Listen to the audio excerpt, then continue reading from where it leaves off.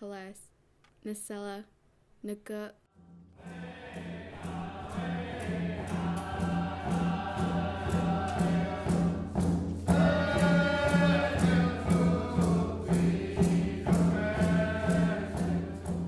Here is a story from my community. My name is Hilary Johnson. I'm from Alkali Lake. My name is Cecilia DeRose. I was raised in Alkali Lake in the Meadows. And I'm from Esquet. I am from Esquetum here in Alkali Lake. Sess Johnson, I'm from Alkali Lake here. Where did you go to school? St. Joseph's Mission.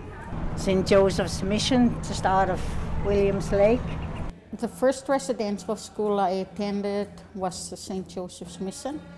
I stayed there for approximately 2 or 3 months and then I ran away. And when I ran away, I was 14, 15. They sent me to Kamloops where I stayed for about 2 years. When I first went there, I was like small. I was 6 years old and I was standing around waiting to go home. I didn't even understand what they were saying because I was so used to listening to my own language. They put the fear into us that if we were going to be bad, we'd go to hell. And they just scared us with God, so our beliefs in God wasn't really what the God is supposed to be, now that I know.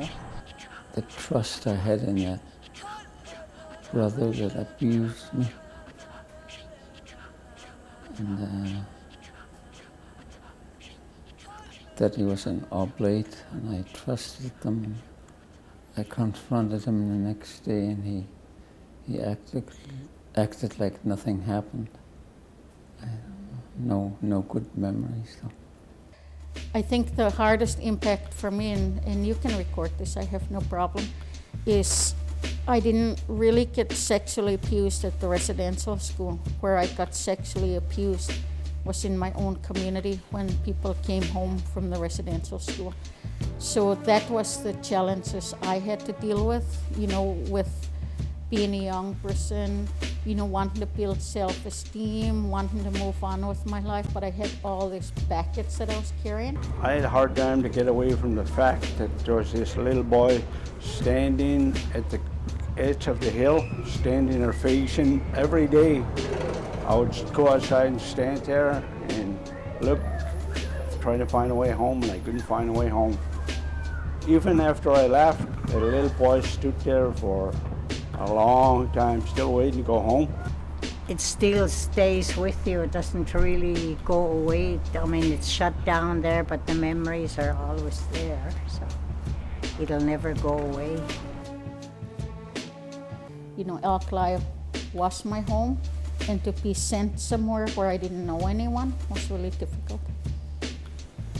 Just when I first went there, I was living here all my life, and when I went there, I started seeing all these strange places like Williams Lake. I didn't even know it existed. The only world I had was here, and I thought that was it. I thought this was the world.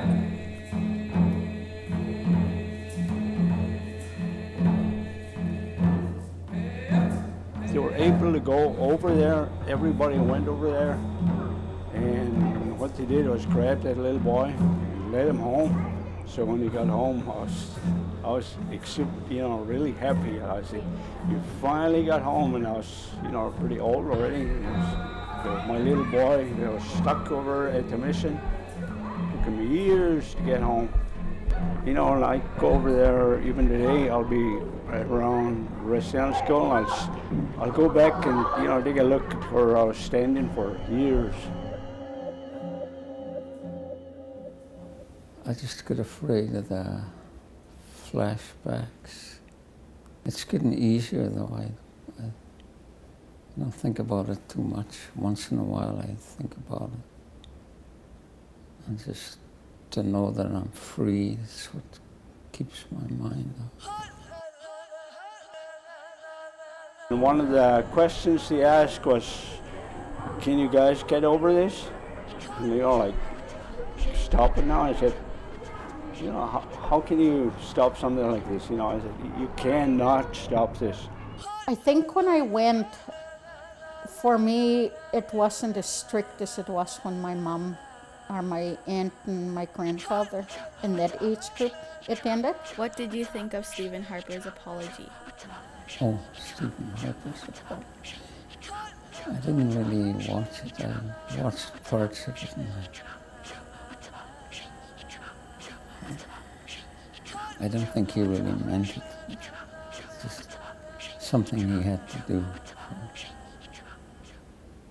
in front of Canada. For me, it had to be an apology that came from higher up. What I've learned is, you know, I can forgive and I can move on. And that apology really helped me to see that somebody acknowledged that this pain happened.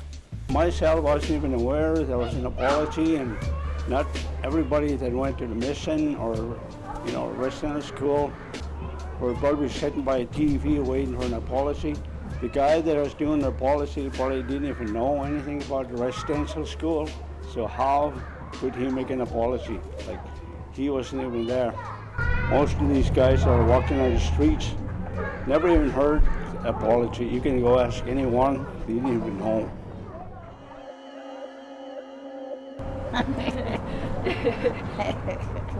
That was my last question.